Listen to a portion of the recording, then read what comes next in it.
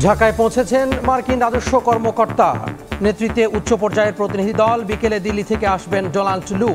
কাল প্রধান উপদেষ্টার সঙ্গে বৈঠক।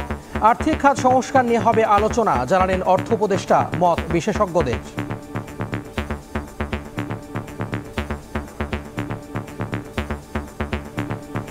ল অ্যান্ড অর্ডার প্রবলেম আমরা ফেস করছি, সবচেয়ে বড় কিন্তু অর্থনৈতিক। এবং কালকে যে ইউএস টিম হবে 6 জন প্রায় খুব হাই লেভেলে, কালকে এগুলো নিয়ে ডিটেল আলাপ হবে, পরশু দিনও কিছুটা আলাপ হবে। আমাদের অর্থনৈতিক এই সংকট থেকে বেরোবার জন্য বাইরে পৃথিবীর সহায়তা চাই, সেটা দ্বিপাক্ষিকভাবে মার্কিন যুক্তরাষ্ট্রের কাছ থেকে সহায়তা চাই, বহুপাক্ষিক ব্যবস্থা থেকে সহায়তা চাই, যেখানে মার্কিন যুক্তরাষ্ট্র আমাদের সহায়তা করতে পারে। সেই প্রেক্ষাপট এটা খুবই একটা আমার কাছে গুরুত্বপূর্ণ একটা। দেখছিলেন প্রধান শিরোনাম। দুপুরের সময় সঙ্গে আছি আমি তোহা খান তামিম। এবার অন্যান্য শীর্ষ সংবাদ। বৃষ্টির পানিতে এখনো ডুবে আছে কক্সবাজার। বাড়িঘরে পানি ওঠায় নিরাপদ আশ্রয়ের খোঁজে স্থানীয়রা। নিম্নচাপের প্রভাবে সারা দেশে বৃষ্টি থাকবে আরও একদিন। আশুলিয়া থানার মামলায় গ্রেফতার সাবেক স্বরাষ্ট্রমন্ত্রীর ছেলে তোলা হবে আদালতে। গ্রেফতারি পরোয়ানা জারির পরও শেখ হাসিনাকে দেশে ফেরানো কঠিন বলছেন আইনজীবীরা। নির্বাচন নিয়ে চরম ব্যর্থতার পরিচয় দিয়েছে গত কয়েকটি কমিশন। সেই অপরাধের বিচার করতে হবে। আওয়ামী লীগকে ছাড়া অগ্রহণযোগ্য হবে না নির্বাচন, বললেন সংস্কার কমিশন প্রধান। সংরক্ষিত কোটায় শেখ হাসিনার গাড়ি চালক, মন্ত্রী, এমপিদের নামে 2000 প্লট, পূর্বাচলে 1000। আওয়ামী লীগ সরকারের নির্দেশেই বরাদ্দ দেয় রাজউক। এবং সরবরাহ সংকট কাটিয়ে খাতুনগঞ্জে স্বাভাবিক হচ্ছে ভোগ্যপণ্যের যোগান, কমছে বেশিরভাগ আমদানি পণ্যের দাম। বেচাকেনা কম, দাবি ব্যবসায়ীদের।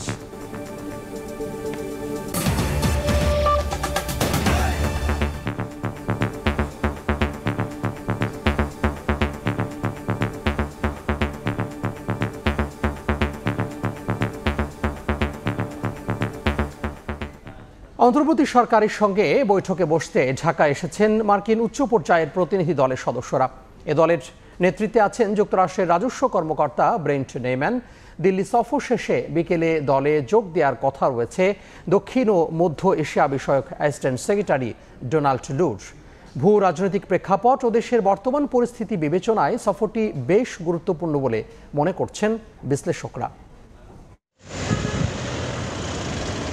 অন্তর্বর্তী সরকার গঠনের পর মার্কিন প্রতিনিধি দলের প্রথম ঢাকা সফর। শনিবার সকালে মার্কিন অর্থ দপ্তরের সহকারী আন্ডার সেক্রেটারি ব্রেন্ট নেইম্যানের নেতৃত্বে উচ্চ পর্যায়ের 5 সদস্যের একটি দল ঢাকায় আছেন দক্ষিণ ও মধ্য এশিয়া বিষয়ক অ্যাসিস্ট্যান্ট সেক্রেটারি ডোনাল্ড লু।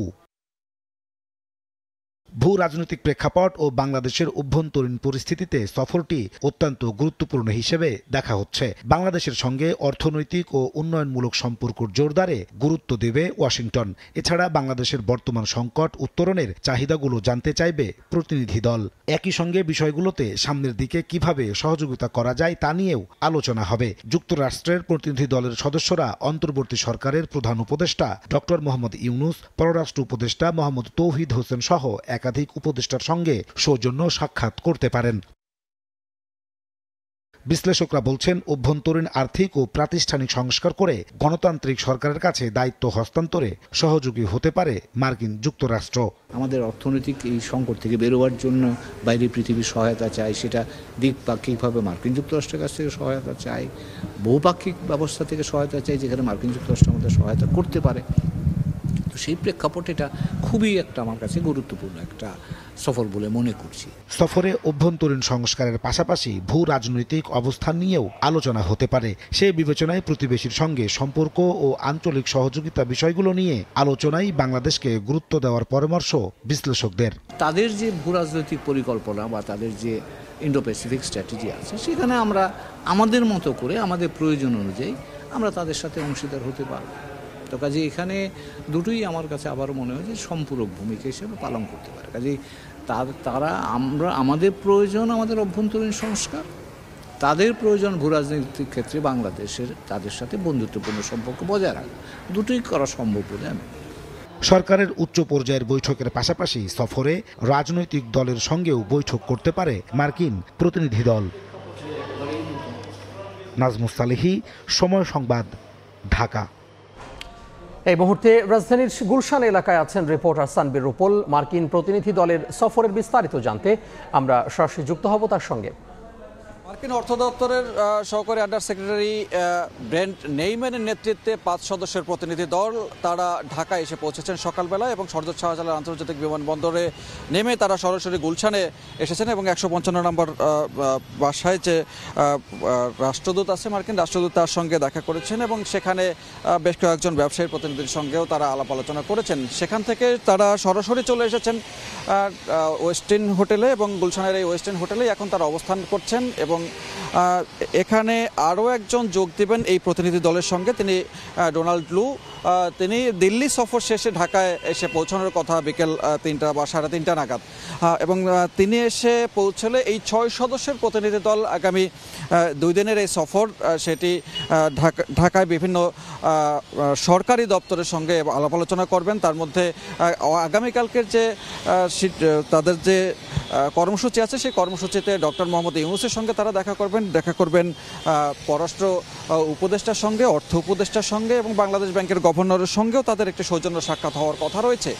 এবং এই যে তাদের প্রথম এই সফর এবং নতুন অন্তর্বর্তীকালীন সরকারের পর গঠন করার পরে এটি প্রথম কোনো মার্কিন সফর এবং সেই সফরের মধ্য থেকে এটি একটি গুরুত্বপূর্ণ সফর হিসেবে এজন্যই ধরা হচ্ছে কারণ বাংলাদেশের অভ্যন্তরীণ যে সংস্কার সেই সংস্কারগুলো নিয়ে যেমন কথা হচ্ছে এবং পাশাপাশি ভূ রাজনৈতিক একটি যে কর্মকৌশল সেই কর্মকৌশলও একটি প্রাধান্য পাবে বলে মনে হচ্ছে এবং প্রতিবেশী দেশের সঙ্গে যে সম্পর্ক সেই সম্পর্ক যেন টানাপোড়েন না হয়ে সেটি একটি স্বাভাবিক পর্যায়ে আসে, সেই স্বাভাবিক থাকার বিষয়ে তাদের আলাপ আলোচনা হতে পারে।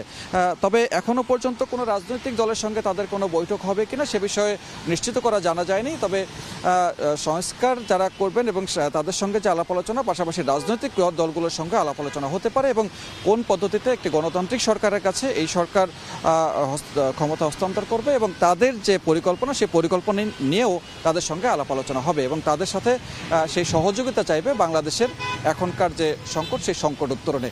এই ছিল এখন থেকে হোটেল ওয়েস্টিনের সামনে থেকে সবশেষ তথ্য। সহকর্মী সানবীর রুপল যুক্ত হয়েছিলেন রাজধানীর গুলশান থেকে। মার্কিন ট্রেজারি বিভাগের প্রতিনিধি দলের সঙ্গে বৈঠকে জানানো হবে দেশের আর্থিক খাত সংস্কারের নানা দিক, চাওয়া হবে সহযোগিতাও।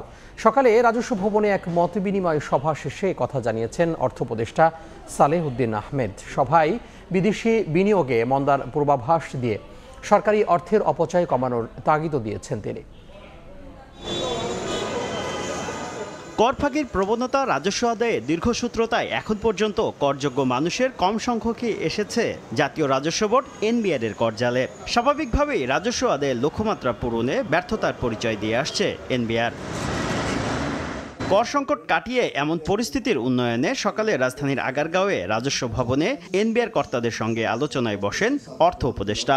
সভায় বিদেশি ঋণ নির্ভরতা কমাতে অভ্যন্তরীণ উৎস থেকে রাজস্ব আদায় বাড়ানোর তাগিদ দেন সালেহউদ্দিন আহমেদ। এ সময় এনবিআর কাঙ্ক্ষিত রাজস্ব আদায় করতে পারছে না এমন আত্মসমালোচনা করে বিদ্যমান আইনগুলোকে ব্যবসা বান্ধব করার তাগিদ দেন এনবিআর কর্মকর্তারা।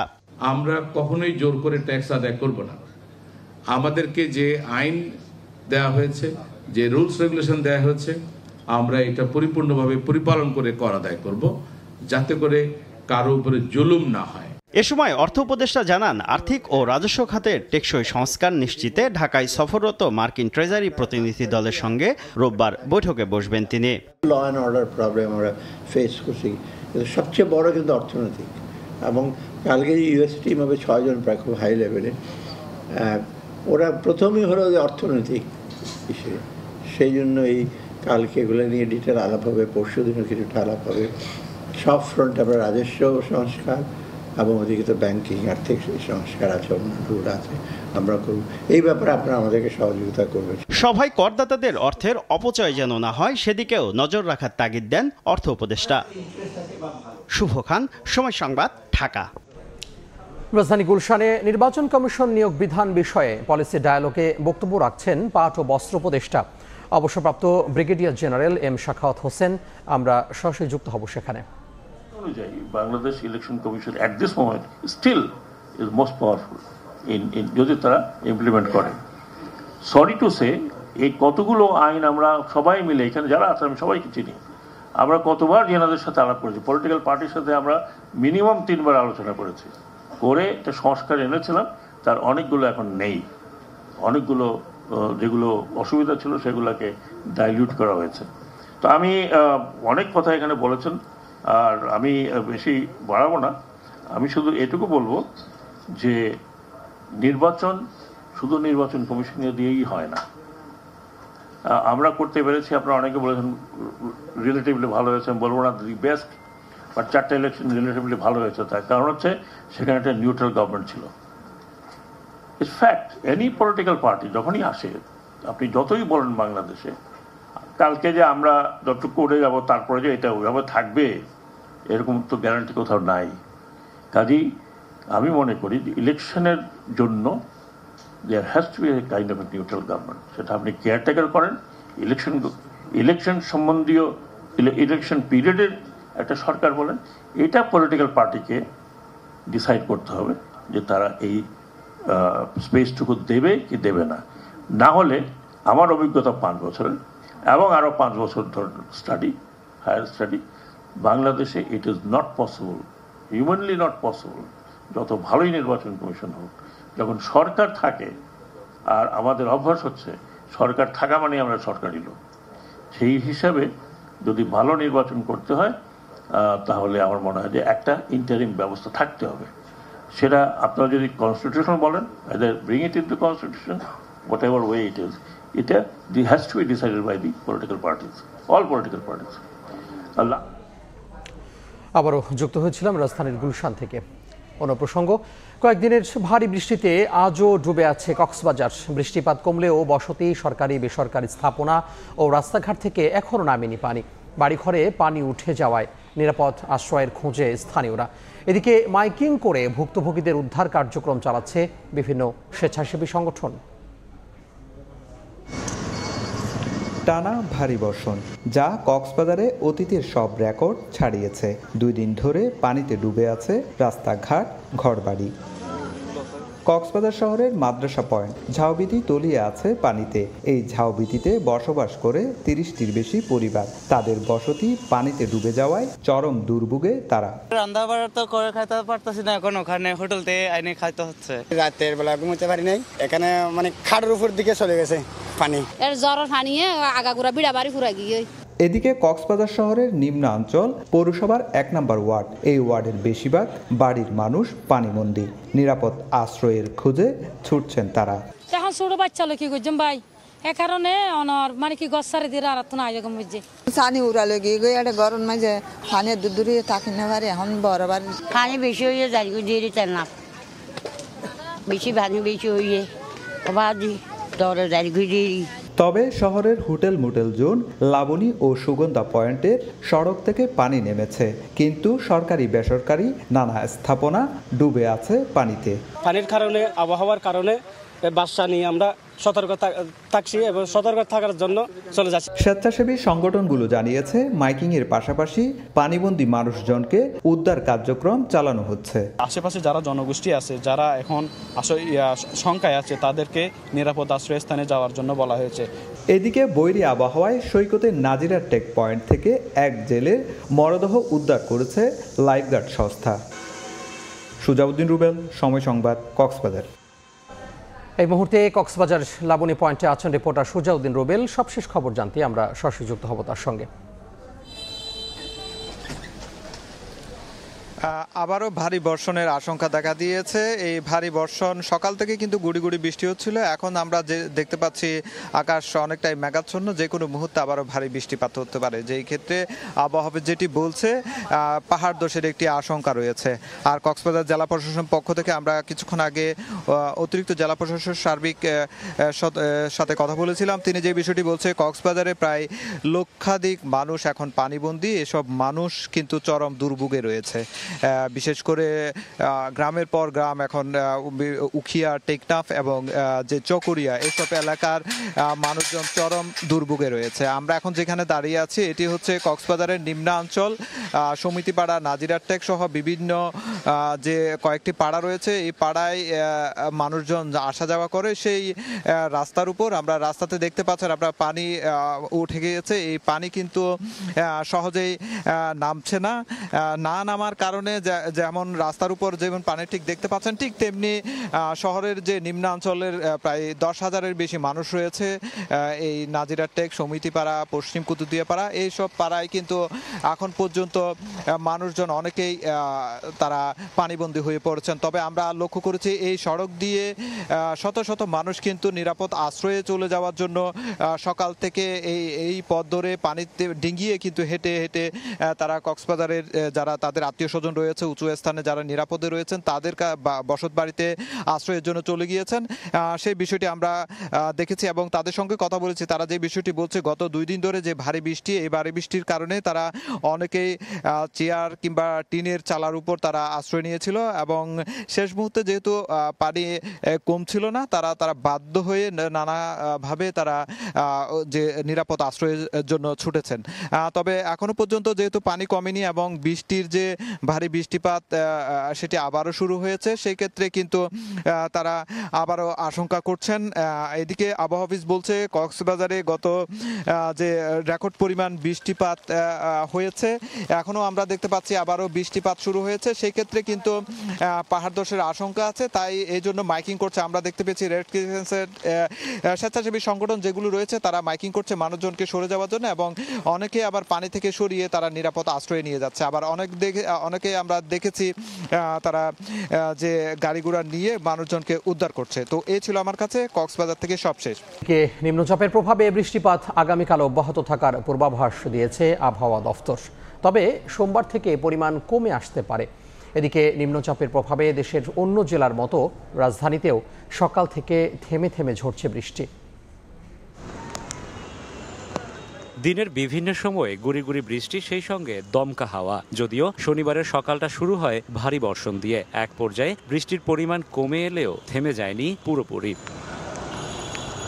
নিম্নচাপের প্রভাবে শুরু হওয়া এই বৃষ্টি মাথায় নিয়েই জীবিকার তাগিদে ঘরের বাইরে আসেন অনেকে। যদিও তাদের কণ্ঠে গত কয়েকদিনের ভ্যাপসা গরম থেকে মুক্তির স্বস্তি ছিল বেশি। বৃষ্টিটা হয়েছে স্বস্তি, আলহামদুলিল্লাহ। তাপমাত্রা অনেক কমে গেছে এখন, আগে যে তাপমাত্রাটা ছিল এখন একটা সহনীয় পর্যায়ে আছে। রাত্রেও বেশ মাশাআল্লাহ খুব ভালো ঘুম হচ্ছে। ভাড়ার থেকে মানুষ কম বাড়ায়, তারপরে ভাড়া উঠেছে, ভাড়াও কমে গেছে, মানে ভাড়া নেই, বৃষ্টিতে তো ভাড়া কম হয়। আবহাওয়া অধিদপ্তর জানিয়েছে গভীর স্থল নিম্নচাপ আকারে নিম্নচাপের অবস্থান যশোর অঞ্চলে হলেও এটি ক্রমশ ভারতের পশ্চিমবঙ্গের দিকে সরে যাবে। নিম্নচাপের প্রভাবে রোববারও বৃষ্টির পূর্বাভাস দিয়ে সংস্থাটির এই কর্মকর্তা বলছেন সোমবার থেকে কমে আসবে বৃষ্টির পরিমাণ।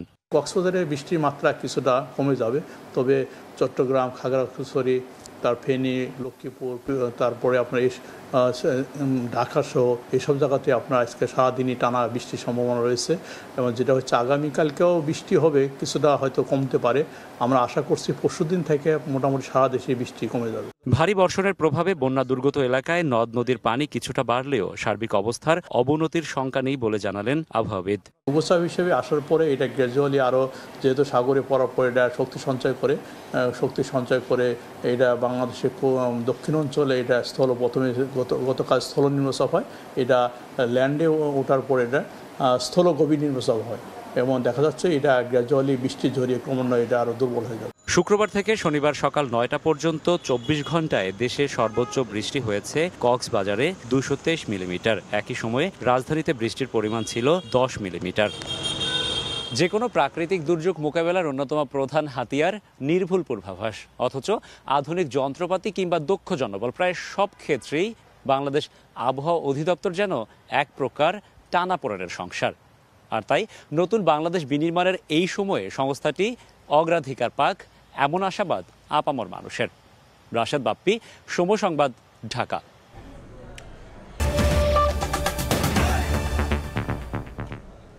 নির্বাচন নিয়ে চরম ব্যর্থতার পরিচয় দিয়েছে গত কয়েকটি কমিশন। সেই অপরাধের বিচার করতে হবে বলে মন্তব্য করলেন নির্বাচন সংস্কার কমিশনের প্রধান বদিউল আলম মজুমদার। সকালে এক অনুষ্ঠানে তিনি আরও বলেন, পুনর্গঠিত না হলে আওয়ামী লীগকে ছাড়া অগ্রহণযোগ্য হবে না নির্বাচন। বিগত আওয়ামী লীগ সরকারের আমলে অনুষ্ঠিত 3টি জাতীয় নির্বাচনের পাশাপাশি বেশ কয়েকটি স্থানীয় সরকার নির্বাচনের স্বচ্ছতা নিয়ে রয়েছে নানা বিতর্ক। সবশেষ চলতি বছরের শুরুতে দ্বাদশ জাতীয় নির্বাচনে 41.8% ভোটার উপস্থিতি থাকলেও আওয়ামী লীগ ও জাতীয় পার্টি ছাড়া বড় কোনো রাজনৈতিক দল অংশ না নেয়ায় নির্বাচন কমিশনের ভূমিকা নিয়েও সমালোচনা ছিল তুঙ্গে। ছাত্র জনতার আন্দোলনের মুখে গত 5 আগস্ট শেখ হাসিনা সরকারের পতনের পর থেকেই আলোচনায় আসে সংবিধান সংস্কার ও নির্বাচন কমিশন ঢেলে সাজানোর মতো বিষয়। 5 সেপ্টেম্বর সিইসি সহ অন্য কমিশনাররা পদত্যাগের পর এ দাবি আরও জোরালো হয়। এ অবস্থায় বাংলাদেশের নির্বাচনী ব্যবস্থা নিয়ে দীর্ঘদিন ধরে কাজ করা সুশাসনের জন্য নাগরিক সুদান সম্পাদক বদিউল আলম মজুমদারকে প্রধান করে গঠন করা হয় নির্বাচন সংস্কার কমিশন।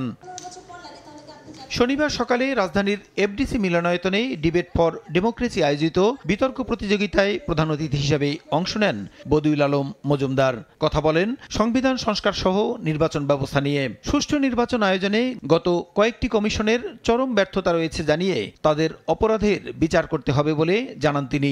ডামির নির্বাচন, তারপর মধ্যরাতের নির্বাচন আমাদের গণতান্ত্রিক ব্যবস্থাকে ধ্বংস করেছে। তার মানে ওই নির্বাচন ছিল আমাদের সংবিধানের লঙ্ঘন। এগুলো অপরাধ, তাদেরকে বিচারের আওতায় না গুরুত্বের সাথে বিবেচনা করা উচিত বলে আমি মনে করি। বর্তমান সংবিধান বাতিল করে গণপরিষদ গঠনের মাধ্যমে সংবিধান সংস্কারের পক্ষে মত দেন তিনি। এই সংবিধানে বাতিল করে আমরা নতুন গণপরিষদ গঠন করতে পারি নির্বাচনের মাধ্যমে। গণপরিষদের মাধ্যমে এটা গৃহীত হতে পারে। এটা হলো ওই যে নতুন করে শুরু করা, ওইটা ক্লিন স্লেট। এদিকে নানা অপরাধের কারণে আওয়ামী লীগ নেতাদের বিচারের আওতায় আনার পাশাপাশি দলটি পুনর্গঠিত না হলে তাদের বাদ দিয়ে নির্বাচন হলেও সেটি গ্রহণযোগ্যতা পাবে বলেও মনে করেন তিনি। একটা দাবি তো আছে আওয়ামী লীগকে বিলুপ্ত করা, আওয়ামী লীগকে বিচারের আওতায় আনা মানবতাবিরোধী অপরাধের জন্য। কিন্তু আমাদের উপদেষ্টারা কেউ কেউ বলেছেন যে আওয়ামী লীগকে বিলুপ্ত করার তারা তার পক্ষে নন। আওয়ামী লীগ যদি তার মধ্যে পুনর্গঠিত না হয় তাহলে তাদেরকে ছাড়া নির্বাচন করাটা অগ্রহণযোগ্য হবে না বলে আমি মনে করি। সঠিক ব্যক্তিদের মাধ্যমে নির্বাচন কমিশন গঠন এবং কমিশন যাতে সঠিকভাবে দায়িত্ব পালন করতে পারে এ ব্যাপারে নির্বাচন সংস্কার কমিশনের পক্ষ থেকে সুপারিশ করবেন বলেও জানান বদিউল আলম মজুমদার। প্রসূন আশিস, সময় সংবাদ, ঢাকা। সাবেক স্বরাষ্ট্রমন্ত্রী আসাদুজ্জামান খান কামালের ছেলে সাফি মুদ্দাসির খান জ্যোতিকে গ্রেফতার করেছে পুলিশ। আশুলিয়া থানার একটি মামলায় তাকে গ্রেফতার করা হয়। গত রাত 3টার দিকে ঢাকা জেলা পুলিশ গ্রেফতার করে জ্যোতিকে। তাকে ডিবি কার্যালয়ে রাখা হয়েছে বলে জানা গেছে। সাফি মুদ্দাসিকে আজই আদালতে তোলা হবে।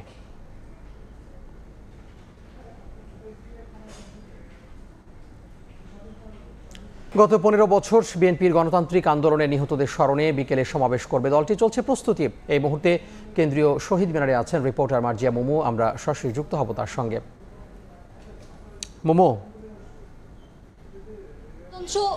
গণতন্ত্র, জনগণের বাক স্বাধীনতা এবং সুষ্ঠু ভোটের নির্বাচনের দাবিতে গত 15 বছর বাংলাদেশ জাতীয়তাবাদী দল বিএনপি তারা রাজপথে কর্মসূচি এবং নানা আয়োজন করে যাচ্ছেন এবং সে সকল কর্মসূচি করতে গিয়ে কিন্তু তাদের প্রায় 800 নেতাকর্মীকে গুম হতে হয়েছে।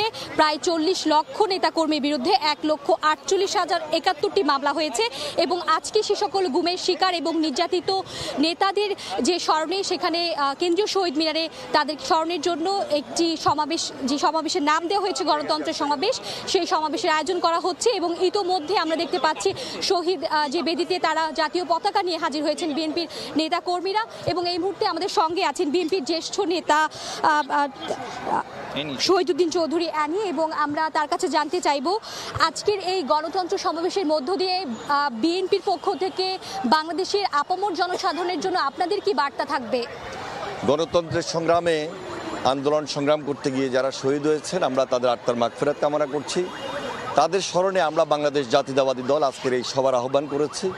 বিশেষত এটা একটা ব্যতিক্রমধর্মী প্রোগ্রাম। এই প্রোগ্রামে শহীদ পরিবারের পক্ষ থেকে তারা কিছু পরামর্শ দিবেন, তারা কিছু কথা তুলে ধরবেন। পাশাপাশি বিগত আন্দোলন সংগ্রামে যারা আমাদের সঙ্গে যুগপৎ আন্দোলন করেছে তাদের কথাগুলো আমরা শুনবো। সব কিছু শুনে পরবর্তী এই গণতন্ত্রকে পুনঃপ্রতিষ্ঠার লক্ষ্যে কিভাবে আমাদের দলের পক্ষ থেকে কার্যক্রম করা উচিত হবে, দায়িত্ব নিয়ে কাজ করব, সেই আলোচনাটিকে আমরা করছি এবং দেশবাসীর কাছে আমরা পরবর্তী পদক্ষেপ অনুযায়ী কিছু বার্তা বা দিক নির্দেশনা আমরা তুলে ধরবো। জি, আপনাকে অসংখ্য ধন্যবাদ। আমরা যেটা বলছিলাম যে এই মুহূর্তে শহীদ মিনার প্রাঙ্গণে যে মানুষ যারা লাল সবুজ পতাকা নিয়ে যারা হাজির হয়েছেন দলীয় পতাকা নিয়ে, আপনারা যদি একটু সরে যান, আমরা যদি দলীয় নেতাকর্মীদের যদি একটু দেখাতে চাই যে এই মুহূর্তে শহীদ মিনার প্রাঙ্গণে বিশেষ করে বিগত 15 বছরে বিএনপি যে সকল নেতাকর্মী গুমের শিকার হয়েছেন, নির্যাতনের শিকার হয়েছেন, তাদের পরিবারের সদস্যরা এমনকি বিএনপি নেতাকর্মীরা তারা এই মুহূর্তে কেন্দ্রীয় শহীদ মিনারে হাজির হয়েছেন এবং বৃষ্টি যেহেতু সকাল থেকে আজকে অঝোর ধারায় বৃষ্টি পড়ছে সেহেতু কিন্তু তারা ছাতা নিয়ে আমরা দেখতে পাচ্ছি। এখনও কিন্তু বৃষ্টি চলছে। বেলা 3টায় এই সমাবেশটি শুরু হবে এবং সেখানে বিএনপি মহাসচিব মির্জা ফখরুল ইসলাম আলমগীর থেকে শুরু করে বিএনপির স্থায়ী কমিটির সদস্যরা তারা উপস্থিত থাকবেন। এই মুহূর্তে দেখতে পাচ্ছি যে ইতিমধ্যেই যে সমাবেশ স্থল রয়েছেন কেন্দ্রীয় শহীদ মিনার, সেখানে বিএনপি নেতাকর্মীরা তারা মিছিল এবং স্লোগান নিয়ে তারা হাজির হচ্ছেন, তারা জড়ো হচ্ছেন। বেলা 3টার সময় এই সমাবেশটি শুরু হবে এবং সকালে কিন্তু এর আগে বিএনপির প্রচার সম্পাদক সালাউদ্দিন আহমেদ টুকু তিনি পুরো আয়োজনটা পরিদর্শন করেছেন এবং তারা একটা কথাই বলছেন যে গত 15 বছরে গণতন্ত্রের জন্য লড়াই করে রাজপথে যে সকল মানুষ নির্যাতিত হয়েছেন, গুম এবং খুনের শিকার হয়েছেন, সেই সকল মানুষদের স্মরণে কিন্তু আজকে কেন্দ্রীয় শহীদ মিনারে বিএনপির এই গণতন্ত্র সমাবেশ। তো এই ছিল কেন্দ্রীয় শহীদ মিনার থেকে আমার কাছে থাকা এখন পর্যন্ত সবশেষ তথ্য। সহকর্মী মার্জিয়া মোমো যুক্ত হয়েছিলেন কেন্দ্রীয় শহীদ মিনার থেকে। ছাত্র জনতার আন্দোলনে গণহত্যার দায়ে শেখ হাসিনার বিরুদ্ধে গ্রেফতারি পরোয়ানা জারি হলেও তাকে ভারত থেকে ফিরিয়ে আনা সহজ হবে না বলে মনে করেন আইনজীবীরা। তারা বলছেন এজন্য দরকার ঢাকা দিল্লি কোর্ট বোঝাপড়া। চিফ প্রসিকিউটর বলছেন আন্তর্জাতিক অপরাধ ট্রাইব্যুনাল সচল হলে পরোয়ানা জারির আবেদন করবেন তারা, তবে সব কিছু নির্ভর করছে সরকারের সদিচ্ছার উপর। আফজাল হোসেনের রিপোর্ট। ও থানা থেকে প্রাপ্ত তথ্য অনুযায়ী 12 সেপ্টেম্বর পর্যন্ত শেখ হাসিনার বিরুদ্ধে মামলা হয় 168টি। এর মধ্যে হত্যা মামলার সংখ্যা 147। এর মধ্যে ছাত্র জনতার আন্দোলন এবং 2013 সালের 5 মে শাপলা চত্বরে হেফাজতের সমাবেশে হত্যা, গণহত্যার অভিযোগে শেখ হাসিনার বিরুদ্ধে 15টি অভিযোগ জমা পড়েছে আন্তর্জাতিক অপরাধ ট্রাইব্যুনালের তদন্ত সংস্থায়। শুরু হয়েছে তদন্ত, বিচারের জন্য প্রস্তুত করা হচ্ছে আন্তর্জাতিক অপরাধ ট্রাইব্যুনাল। তবে ঘুরে ফিরে একটি প্রশ্নই সামনে আসছে, পার্শ্ববর্তী দেশে পালিয়ে যাওয়া শেখ হাসিনাকে দেশে এনে কি বিচারের কাঠগড়ায় দাঁড় করানো সম্ভব? আন্তর্জাতিক অপরাধ ট্রাইব্যুনালের চিফ প্রসিকিউটর বলছেন ট্রাইব্যুনালে বিচারক নিয়োগ হলেই শেখ হাসিনার বিরুদ্ধে গ্রেফতারি পরোয়ানা জারির আবেদন করা হবে, তবে তাকে ফিরিয়ে আনা না আনা নির্ভর করবে সরকারের রাজনৈতিক সিদ্ধান্তের ওপর। এটা সরকারের রাজনৈতিক সিদ্ধান্তের ব্যাপার হবে, কূটনৈতিক তৎপরতার অংশ হবে, সেটা সরকার যথাসময়ে গ্রহণ করবেন বলে আমরা মনে করি। আপাতত আমরা মনে করি যে ট্রাইব্যুনালটা গঠন হলে যখন ফর্মালি এখানে কোনো মামলা দায়ের হবে, অভিযোগ দায়েরটা হবে, তারপরে আমরা নেসেসারি অর্ডারস চাব এবং ট্রাইব্যুনালের সেই আদেশের আলোকে সরকার যদি কোনো পদক্ষেপ নিতে যান সেক্ষেত্রে ট্রাইব্যুনালের আদেশের আলোকেই সেটা হবে। আইনজীবী জ্যোতির্ময় বড়ুয়া মনে করেন শেখ হাসিনাকে দেশে ফিরিয়ে আনা সহজ হবে না, কেননা শুধু আইনি প্রক্রিয়ায় নয়, এর সঙ্গে জড়িয়ে আছে কূটনৈতিক প্রচেষ্টা এবং দুই দেশের বোঝাপড়া। আমি বলছি না যে অসম্ভব, কিন্তু সেই ডিপ্লোম্যাটিক চ্যানেল, সেই আলাপ আলোচনা শুধুমাত্র গ্রেপ্তারি পরোয়ানা জারি করলেই আসলে তাকে ফিরিয়ে আনা যাবে বলে আমার কাছে মনে হয় না। সেটা ডিপেন্ড করবে দুই পক্ষের আলোচনার মধ্যে কূটনৈতিক সম্পর্কের ভারসাম্যের উপরে। ভারতের সঙ্গে বাংলাদেশের বন্দি বিনিময় চুক্তি রয়েছে। 2013 সালে হওয়া এই চুক্তির আলোকে দুই দেশই বেশ কয়েকজন বন্দীকে প্রত্যর্পণ করেছে। আফজাল হোসেন, সময় সংবাদ, ঢাকা। সংরক্ষিত কোটায় বিগত সরকারের সময় শেখ হাসিনার গাড়ি চালক, মন্ত্রী, এমপি, আমলাদের নামে প্রায় 2000 প্লট বরাদ্দ দেওয়া হয়। রাজুক বলছে কোটায় প্লট বরাদ্দে সরকারের নির্দেশ মানতে বাধ্য ছিল প্রতিষ্ঠানটি, যদিও ক্ষমতার অপব্যবহার করে প্লট দেয়াকে বেআইনি বলছেন নগর পরিকল্পনাবিদ। মাইমুনা হায়দার চৌধুরীর রিপোর্ট। পরিকল্পিত নগরী গড়ে তোলা আর সকলের বাসস্থান নিশ্চিতে রাজধানী জুড়ে বিভিন্ন প্রকল্পের আওতায় প্লট বরাদ্দ দিয়ে থাকে রাজধানী উন্নয়ন কর্তৃপক্ষ। এ সকল প্লট বরাদ্দের ক্ষেত্রে মানতে হয় নির্দিষ্ট নীতিমালা। তবে নির্দিষ্ট সংখ্যক প্লট বরাদ্দের ক্ষমতা সংরক্ষিত থাকে সরকারের হাতে, আর এ নিয়েই উঠেছে প্রশ্ন। ক্ষমতার অপব্যবহার করে বিভিন্ন সময়ে সাবেক প্রধানমন্ত্রীর গাড়ি চালক, মন্ত্রী, এমপি, আমলাসহ নিজেদের পছন্দসই ব্যক্তিদের নামে বরাদ্দ দেওয়া হয় প্লট। রাজুক থেকে পাওয়া তথ্য মতে গত কয়েক বছরে পূর্বাচল, ঝিলমিল সহ 4টি প্রকল্পের আওতায় প্রায় 2000 প্লট বরাদ্দ দেওয়া হয়, যার মধ্যে শুধুমাত্র পূর্বাচলেই প্রায় 1000 প্লট বরাদ্দ দেওয়া হয় তৎকালীন আওয়ামী লীগ সরকারের নির্দেশে। সংরক্ষিত কোটায় প্লট বরাদ্দের কোনো এখতিয়ার নেই রাজুকের, এমনটি বলেন প্রতিষ্ঠানটির ঊর্ধ্বতন কর্মকর্তা। পুরো প্রক্রিয়াটি সরকারের নির্দেশনা অনুযায়ী হয়েছে বলেও দাবি রাজুকের। সরকারের একটা বিশেষ ক্ষমতা রয়েছে, সেই বিশেষ ক্ষমতা বলে যে কোনো ব্যক্তি বা প্রতিষ্ঠানকে বরাদ্দ দিতে পারে, সেটা প্লট বরাদ্দ বিধিমালাতেই রয়েছে। সেই এখতিয়ার কেবলমাত্র সরকারের। এখানে রাজধানী উন্নয়ন কর্তৃপক্ষ কোনো ব্যক্তি বা প্রতিষ্ঠানকে চয়েস করার কোনো এখতিয়ারই নেই। এ ধরনের প্লট বরাদ্দে রাজুকের নীতিমালার সংস্কার প্রয়োজন উল্লেখ করে নগর বিশেষজ্ঞ বলছেন, পছন্দসই ব্যক্তির নামে প্লট বরাদ্দ দেয়া নিশ্চিতভাবেই ক্ষমতার অপব্যবহার ও বেআইনি। রাজুক বিভিন্ন সময় সংরক্ষিত কোটা নাম দিয়ে একটা কোটা আছে, সেটা রাজুকের বিধিমালাতে আছে। সেই কোটা দিয়ে 10% প্লট বরাদ্দ দেওয়ার সুযোগ ছিল, কিন্তু এই কোটাটার অপব্যবহার হয়েছে। রাজুকের যেটা আইন, সেটা হচ্ছে আপনার যদি ঢাকা শহরে কোনো প্লট ফ্ল্যাট থাকে, তাহলে এই ধরনের প্রকল্পে প্লট বরাদ্দ দেওয়ার বিধিবিধান নেই। পুরো বিষয়টাই তৈরি করা হয়েছিল কাউকে খুশি করার জন্য। আমাদের যে সংবিধান যে আমাদের রাষ্ট্রকে যে ক্ষমতা দিয়েছে, সেই ক্ষমতার আসলে সেটা আমরা অপপ্রয়োগ। 2018 থেকে 2021 সালের মধ্যে বরাদ্দ হওয়া 285 প্লটের 149টি বরাদ্দ পান তৎকালীন আওয়ামী লীগ সরকারের এমপি, দলীয় নেতাকর্মী ও উচ্চ পর্যায়ের আমলারা। ইতোমধ্যে পূর্বাচলের সাবেক প্রধানমন্ত্রী শেখ হাসিনার নামে 60 কাঠা জমির বরাদ্দ বাতিল চেয়ে হাইকোর্টে রিট করা হয়েছে। মাইমুনা হেদার চৌধুরী, সময় সংবাদ, ঢাকা। সরবরাহ সংকট কাটিয়ে দেশের সবচেয়ে বড় পাইকারি বাজার খাতুনগঞ্জে স্বাভাবিক হতে শুরু করেছে ভোগ্যপণ্যের যোগান। এতে অধিকাংশ আমদানি পণ্যের দাম নিম্নমুখী, তবে এখনও বেচাকেনা কম বলে দাবি ব্যবসায়ীদের। অনেক বিশ্বাসের ক্যামেরায় ফেরদৌস লিপির রিপোর্ট। দেশের বিভিন্ন অঞ্চলে উৎপাদিত ভোগ্যপণ্যের সঙ্গে সমুদ্র ও স্থলবন্দর থেকে আমদানি হওয়া পণ্য বোঝায় সারি সারি ট্রাক, কাভার্ড ভ্যান। চলছে লোড আনলোডিং, মোকামগুলো ভর্তি বস্তায়। এমন কর্মচাঞ্চল্য দেশের সবচেয়ে বড় পাইকারি বাজার খাতুনগঞ্জে। গত জুলাই আগস্টে রাজনৈতিক পট পরিবর্তন আর এরপরে বন্যার বিধ্বস্ততা কাটিয়ে নিত্যপণ্যের সরবরাহ স্বাভাবিক হতে শুরু করেছে দেশের এই বড় পাইকারি বাজারে। গত এক সপ্তাহের চেয়ে দাম নিম্নমুখী বেশ কিছু ভোগ্যপণ্যের, তবে এখনও তুলনামূলক চড়া দামের কারণে পাইকারিতে বেচাকেনা জমজমাট নয় বলে দাবি ব্যবসায়ীদের। বেচা বিক্রি কম, মাল থাকা সত্ত্বেও মানুষ কিনতে পারতেছে না। যেখানে আমরা সারাদিনে 50 বস্তা বা 100 বস্তা পর্যন্ত বিক্রির টার্গেট থাকে, সেখানে দাম কমলে বরঞ্চ সেটা 10 বস্তা আসে যায়। বিভিন্ন ধরনের সমস্যা ছিল, এখন কিছুটা কেটে উঠতে পারতেছি ইনশাল্লাহ। আশা করি আরও স্বাভাবিক হবে, অন্য দাম স্থিতিশীল চলে আসবে। আলু, পেঁয়াজের আমদানি শুল্ক কমানোয় বাজারে সরবরাহ বেড়েছে, সেই সঙ্গে দাম কমেছে এই দুটি পণ্যের। এছাড়া কমতির দিকে রসুন ও আদার দামও। বন্যা দুর্গত এলাকার জন্য সবাই কিনে নিছে, বাজারে মাল ছিল না। এখন যেহেতু আবার মাল আসছে, আবার বাজারটা কমে গেছে। ইন্ডিয়ান পেঁয়াজটা কম আসতেছে, কম বলতে মানে দৈনিক আপনার এখানে 2-3 গাড়ি করে ঢুকে। এদিকে ডিউ অর্ডারের বিপরীতে মিলগুলো থেকে 2-1 দিনের মধ্যে তেল ও চিনির সরবরাহ পাচ্ছেন ব্যবসায়ীরা। ফলে বাজারে এই দুটি পণ্যের সরবরাহ স্বাভাবিক। তবে এক সপ্তাহের ব্যবধানে চিনির দাম কমলেও সব ধরনের ভোজ্য তেলের দাম মণপ্রতি 50 থেকে 60 টাকা পর্যন্ত বেড়েছে। চিনি বাজার কমতির দিকে, গতকাল থেকে আজকে চিনি বাজার মনের উপর 40 টাকা দর কমে গেছে। স্বাভাবিক সময়ে খাতুনগঞ্জে প্রতিদিন গড়ে 400 থেকে 500 পণ্যবাহী ট্রাক আসা যাওয়া করে। গেল এক মাসে নানা সংকট কাটিয়ে দেশের সবচেয়ে বড় পাইকারি বাজার খাতুনগঞ্জে ভোগ্যপণ্যের সরবরাহ বেড়েছে, ফলে দরদামে কিছুটা প্রভাব পড়তে শুরু করেছে। তবে এখনও নিয়ন্ত্রণে আসেনি নিত্যপণ্যের। এক্ষেত্রে সাধারণ মানুষের দাবি সরকারের কঠোর পদক্ষেপ নেয়ার। চট্টগ্রামের খাতুনগঞ্জ থেকে ফেরদৌস লিপি, সময় সংবাদ।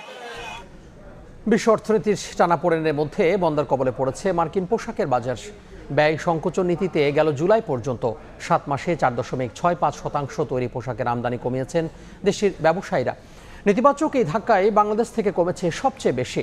ভিয়েতনাম ভালো অবস্থানে থাকলেও লাগাতার কমছে যুক্তরাষ্ট্রের বাণিজ্য যুদ্ধের প্রতিপক্ষ চীনা পোশাকের বাজার হিস্সা। মার্কিন বাজারে ঘুরে দাঁড়াতে পারছে না বাংলাদেশের তৈরি পোশাক খাত। যুক্তরাষ্ট্রের বাজারে বাংলাদেশ সহ শীর্ষ 5 রফতানিকারক দেশের মধ্যে বাংলাদেশের পোশাক রফতানি সবচেয়ে বেশি পরিমাণ কমেছে। ইউএস ডিপার্টমেন্ট অফ কমার্সের আওতাধীন office of textile and apparel অটেক্সার হালনাগাদ পরিসংখ্যান বলছে, চলতি বছরের প্রথম 7 মাসে অর্থাৎ জানুয়ারি থেকে জুলাই পর্যন্ত মার্কিন বাজারে প্রায় $410 কোটি তৈরি পোশাক রফতানি করেছে বাংলাদেশ, যা গত বছরের একই সময়ের তুলনায় 10.27% কম। যুক্তরাষ্ট্রে তৈরি পোশাক রফতানিতে শীর্ষ দেশ চীন। চলতি বছরের প্রথম 7 মাসে $875 কোটি তৈরি পোশাক রফতানি করেছে দেশটি। এই রফতানি গত বছরের একই সময়ের চেয়ে 4.21% কম। এ বাজারে দ্বিতীয় শীর্ষ রফতানিকারক ভিয়েতনাম চলতি বছরের 7 মাসে $808 কোটি তৈরি পোশাক রফতানি করেছে। মার্কিন বাজারে দেশটির রফতানি কমেছে 1.5%। যুক্তরাষ্ট্রের বাজারে ভারত ও ইন্দোনেশিয়ার পোশাক রফতানিও কমেছে। এক্ষেত্রে ভারতের রফতানি কমেছে 2.21% ও ইন্দোনেশিয়ার 7.86%। সামগ্রিকভাবে যুক্তরাষ্ট্রের পোশাকের বাজারে যে মন্দাভাব বিরাজ করছে, তাতে যুক্তরাষ্ট্রের ব্যবসায়ীরা চলতি বছরের প্রথম 7 মাসে বিশ্বের বিভিন্ন দেশ থেকে $4,363 কোটি তৈরি পোশাক আমদানি করেছে, যা গত বছরের একই সময়ের তুলনায় 4.65% কম। ইয়ানুস শিফাত, সময় সংবাদ। গত 5 আগস্টের পর থেকে অর্ধেকের নিচে নেমে এসেছে বাংলাদেশ থেকে ভারতগামী ফ্লাইট। বাংলাদেশিদের ভিসা দেওয়ার হার কমিয়ে দেওয়ায় যাত্রী খরায় ভুগছে বলে জানিয়েছে এয়ারলাইন্সগুলো। বিশ্লেষকরা বলছেন, ক্ষতি হচ্ছে দুদেশেরই। কূটনৈতিকভাবে এই সমস্যা সমাধানে সরকারকে পরামর্শ তাদের। জিন্নাতারা যশোয়া রিপোর্ট। ঢাকা চট্টগ্রাম থেকে ভারতগামী ফ্লাইটগুলোর যাত্রী খরায় ভোগার মোটামুটি ধারণা মেলে পরিসংখ্যানের দিকে নজর দিলেই। বিমান বাংলাদেশ এয়ারলাইন্সের ঢাকা টু কলকাতা রুটে সপ্তাহে 14টির জায়গায় যাচ্ছে মাত্র 7টি ফ্লাইট। ঢাকা টু চেন্নাই রুটে সপ্তাহে 4টি কমে যাচ্ছে 3টি। ঢাকা টু দিল্লি রুটে সপ্তাহে 7টির জায়গায় যাচ্ছে 4টি। অন্যদিকে ইউএস বাংলা ঢাকা টু কলকাতা রুটে 14টির জায়গায় চলছে মাত্র 6টি ফ্লাইট। ঢাকা চেন্নাইয়ের 11টির জায়গায় সপ্তাহে ঢাকা ছেড়ে যাচ্ছে মাত্র 5টি ফ্লাইট। যাত্রী খরায় বন্ধ হয়ে গেছে চিটাগং কলকাতা রুটের ফ্লাইট। এয়ারলাইন্সগুলো বলছে, এ বাস্তবতায় ভারতে ফ্লাইট পরিচালনা করতে গিয়ে ব্যয় তুলতেই হিমশিম খেতে হচ্ছে, আর তাই বাধ্য হয়ে কমাতে হয়েছে ফ্লাইটের সংখ্যা। সর্বাধিক ফ্লাইট পরিচালনা ছিল আসলে বাংলাদেশ থেকে ইন্ডিয়ার যে বিভিন্ন গন্তব্য, লাইক ঢাকা থেকে কলকাতা, চিটাগং থেকে কলকাতা এবং ঢাকা চেন্নাই রুটে। ভিসা স্বল্পতার জন্য আসলে আমাদের এই ফ্লাইটগুলোকে রিডিউস করতে হয়েছে। মোটামুটি আমাদের 45-30% এরকম যাচ্ছে। পরিচালন ব্যয়টা আমরা মিনিমাইজ করছি, যে ফ্লাইট ফ্রিকোয়েন্সিটা কমায় নিয়ে আসছি। এই অবস্থার জন্য ভিসা দেওয়ার ক্ষেত্রে ভারতের কড়াকড়িকে দায়ী করছে এয়ারলাইন্সগুলো। খোঁজ নিয়ে জানা গেছে, 5 আগস্ট ছাত্র জনতার অভ্যুত্থানে হাসিনা সরকারের পতনের পর ঢাকায় কিছুদিন ভিসা কার্যক্রম বন্ধ রাখে ভারতীয় দূতাবাস। পরে সীমিত আকারে চালু করা হলেও বাংলাদেশিদের দেয়া হচ্ছে শুধুমাত্র চিকিৎসা ও জরুরি ভিসা। বিশেষজ্ঞরা বলছেন, ভারতীয় ভিসার নীতির এই কড়াকড়িতে ক্ষতি হচ্ছে বাংলাদেশ ভারত দুই দেশেরই। নেতিবাচক প্রভাব দীর্ঘস্থায়ী হওয়ার আগেই কূটনৈতিকভাবে সমাধানের পরামর্শ দিয়েছেন তারা। এয়ারলাইনগুলোর উপরে একটা প্রভাব ডেফিনেটলি পড়েছে। এয়ারলাইনগুলোর জন্য এটা একটা অত্যন্ত গুরুত্বপূর্ণ রুট ছিল। আমরা শুধু ক্ষতিগ্রস্ত হচ্ছি তা না, কিন্তু ভারতীয় ব্যবসা কিন্তু প্রচুর ক্ষতি, তাদের এয়ারলাইনগুলো ক্ষতির সম্মুখীন হচ্ছে। উভয় দেশের যারা যথাযোগ্য কর্তৃপক্ষ আছেন তারা এগুলো বিবেচনা করে আবার সবকিছু স্বাভাবিক অবস্থায় ফিরে আসবে বলে আমি মনে করি। বাংলাদেশ থেকে ভারতের বিভিন্ন রুটে বর্তমানে ফ্লাইট পরিচালনা করছে বাংলাদেশের বিমান Bangladesh, US Bangla, Novo air এবং ভারতের ইন্ডিগো, এয়ার ইন্ডিয়া ও ভিস্তারা এয়ারলাইন্স। জিন্নাতারা যশোয়া, সময় সংবাদ, ঢাকা। সৌদি আরবে প্রবাসী বাংলাদেশিদের জন্য চালু হলো ই পাসপোর্ট সেবা। শুক্রবার রিয়াদে বাংলাদেশ দূতাবাসে ই পাসপোর্টের কার্যক্রম উদ্বোধন করা হয়। আবেদনকারীরা 5 বছর বা 10 বছর মেয়াদের জন্য আবেদন করতে পারবেন এবং আবেদন প্রাপ্তির 1 মাসের মধ্যে ই পাসপোর্ট সরবরাহ করা যাবে। আরিফুর রহমান রিপোর্টে বিস্তারিত। দক্ষিণ এশিয়ার প্রথম এবং বিশ্বের 119তম দেশ হিসাবে বাংলাদেশে ই পাসপোর্ট সেবা চালু হওয়ার পর ধারাবাহিকভাবে বিশ্বের বিভিন্ন দেশে বাংলাদেশ দূতাবাসগুলোতে এর কার্যক্রম শুরু হয়। এর ধারাবাহিকতায় শুক্রবার 46তম দূতাবাস হিসেবে সৌদি আরবের রাজধানী রিয়াদে ই পাসপোর্টের আনুষ্ঠানিক উদ্বোধন করা হয়েছে। এদিন দূতাবাসে বিভিন্ন শ্রেণী পেশার প্রবাসী বিশিষ্ট ব্যক্তি, পেশাজীবী, মিডিয়া ব্যক্তিত্ব সহ নানা শ্রেণী পেশার প্রবাসী বাংলাদেশিরা অংশ নেন। Charge S. রকিবুল্লাহর সভাপতিত্বে এই অনুষ্ঠানে ঢাকা থেকে আগত ই পাসপোর্ট প্রকল্পের কর্মকর্তা ও কারিগরি দল উপস্থিত ছিলেন। অনুষ্ঠানে ঢাকা থেকে আগত সহকারী প্রকল্প পরিচালক মেজর সুমিরিয়ার সাদিকিন জানান, আবেদনকারীরা 5 থেকে 10 বছর মেয়াদের জন্য আবেদন করতে পারবেন এবং 1 মাসের মধ্যেই ই পাসপোর্ট সরবরাহ করা হবে। জন্ম তারিখ এবং জন্মস্থান, এই 5টা তথ্য আপনার যদি আগের পাসপোর্ট, আপনার এনআইডি অথবা বার্থ রেজিস্ট্রেশন এবং আপনার চাহিদা কিন্তু ই পাসপোর্টের তথ্যের মধ্যে মিল থাকে, তাহলে যে ডেলিভারি ডেট দেওয়া হবে তার আগেই আপনি আপনার হাতে পাবেন। যে কেউ এই পাসপোর্টটাকে এখন আর মেলিংয়ের বা এটাকে করতে পারবে না, এটা জালিয়াতি কোনো করতে পারবে না। অনুষ্ঠানে ই পাসপোর্ট ও স্বয়ংক্রিয় বর্ডার নিয়ন্ত্রণ প্রকল্পের উপর নির্মিত তথ্যচিত্র প্রদর্শন করা হয়। উদ্বোধন শেষে কয়েকজন আবেদনকারীকে ই পাসপোর্ট এনরোলমেন্ট স্লিপ দেওয়া হয়। এছাড়া এক আবেদনকারীর কাছে প্রথমবারের মতো ইলেকট্রনিক ট্রাভেল পাস সরবরাহ করে দূতাবাস। ই পাসপোর্ট সেবা দেওয়ার জন্য এরই মধ্যে রিয়াদ বাংলাদেশ দূতাবাসে 20টি বুথ স্থাপন করা হয়েছে। আমাদের পাসপোর্ট অনুযায়ী আকামার নাম আরিফুর রহমান, সময় সংবাদ, সৌদি আরব। খেলার খবর। প্রধান উপদেষ্টার সংবর্ধনার পর এবার পাকিস্তানে ঐতিহাসিক টেস্ট সিরিজ জয়ের জন্য বড় অঙ্কের বোনাস পাচ্ছেন জাতীয় দলের ক্রিকেটাররা। আজ বিকেলে রাজধানীর একটি 5 তারকা হোটেলে আড়ম্বরপূর্ণ আয়োজনে ক্রিকেটারদের হাতে এই বোনাসের অর্থ তুলে দেবেন যুব ও ক্রীড়া উপদেষ্টা আসিফ মাহমুদ সজীব ভুঁইয়া। টেস্ট সিরিজ জয়ে 3 কোটি 20 লাখ টাকার বোনাস পাবেন তারা। বিষয়টি নিশ্চিত করেছে ক্রিকেট বোর্ডের মিডিয়া বিভাগ। ক্রিকেট মানেই অর্থের ঝনঝনানি। ম্যাচ খেললে টাকা, একাদশে না থেকে বেঞ্চ গরম করলেও টাকা, জিতে গেলে বোনাস। আর তা যদি হয় আইসিসি র্যাঙ্কিং এর উপরের সারির দল, তাহলে তো পোয়া বারো। কারণ তখন বোনাসের অঙ্ক বাড়ে তর করে। বৃহস্পতিবার কার্যালয়ে নিয়ে সংবর্ধনাও দেন ক্রিকেটারদের, কথা বলেন তাদের নানাবিধ বিষয় নিয়ে। কিন্তু সেসব ছাপিয়ে এবার আরো বড় পুরস্কার পেতে যাচ্ছেন সিরিজ জয়ী দলের সদস্যরা। বিসিবির কাছ থেকে এবার আর্থিক বোনাস পাবেন তারা, যার পরিমাণ 3 কোটি 20 লক্ষ টাকা। এবারের এই পুরস্কার ক্রিকেটারদের হাতে তুলে দেবেন অন্তর্বর্তীকালীন সরকারের যুব ও ক্রীড়া উপদেষ্টা আসিফ মাহমুদ সজীব ভুঁইয়া। ঐতিহাসিক জয় তাই ক্রিকেটারদের ব্যাংক ব্যালেন্স বাড়িয়ে দিচ্ছে বেশ ভালো রকম। 2 ম্যাচের জন্য 8 লাখ আর সিরিজের জন্য বাড়তি আরো 4 লাখ মিলিয়ে একজন ক্রিকেটার পাবেন 12 লাখ টাকা। তবে রাওয়ালপিন্ডিতে 10 উইকেটে ম্যাচ জেতার পর বিসিবি থেকে বোনাস দ্বিগুণ করার ঘোষণা আসায় এ যাত্রায় তাদের অ্যাকাউন্টে ঢুকবে জন প্রতি 16 লক্ষ টাকা। সঙ্গে যোগ হবে আরো 80 লাখ টাকা, যা ভাগ হবে ক্রিকেটারদের মধ্যে। এই বাড়তি টাকাটা যোগ করেছেন নতুন সভাপতি ফারুক আহমেদ তার ক্ষমতা বলে। শুধু ক্রিকেটাররা নয়, উইনিং বোনাসের অর্থ পাবেন কোচিং স্টাফের সদস্যরাও। তবে তারা কোনো থোক বরাদ্দ পাবেন না, বিসিবির সঙ্গে কোচদের চুক্তি অনুসারে ভাগ হবে সেটা। নিয়ন মোহাইমিন, সময় সংবাদ। এই পর্যায়ে শীর্ষ সংবাদগুলো জানিয়ে দিব আরও একবার। এখনও তলিয়ে কক্সবাজার, নিরাপদ আশ্রয়ের খোঁজে স্থানীয়রা। নিম্নচাপের প্রভাবে সারা দেশে বৃষ্টি। হাতিয়ার 10টি ট্রলার ডুবিতে নিখোঁজ অনেকে, 112 জন জীবিত উদ্ধার।